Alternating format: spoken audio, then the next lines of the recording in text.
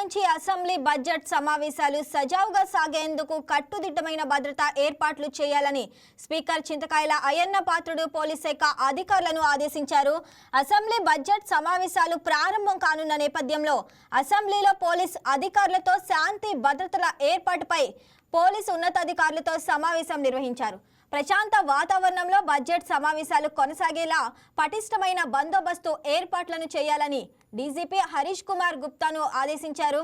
సభ్యులు బస చేసే ప్రాంతాలు మొదలు సమావేశాలకు హాజరయ్యేంత వరకు పటిష్టమైన పోలీసు బందోబస్తు ఏర్పాటు చేయాలని, వారి రాకపోకలకు ఎటువంటి ట్రాఫిక్ అంతరాయం లేకుండా తగు జాగ్రత్తలు తీసుకోవాలన్నారు.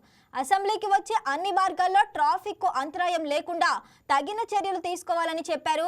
గత అనుభవాలను దృష్టిలో ఉంచుకొని ఎక్కడా ఇబ్బందులు తలెత్తకుండా తగిన చర్యలు తీసుకోవాలని చెప్పారు.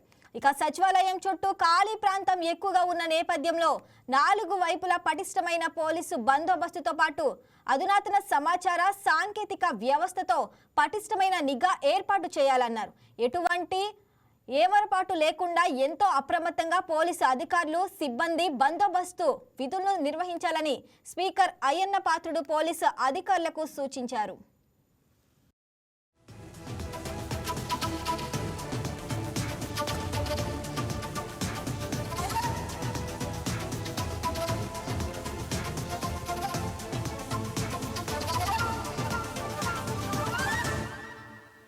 Please subscribe to YK TV Network. Please subscribe to YK TV. Please watch YK News.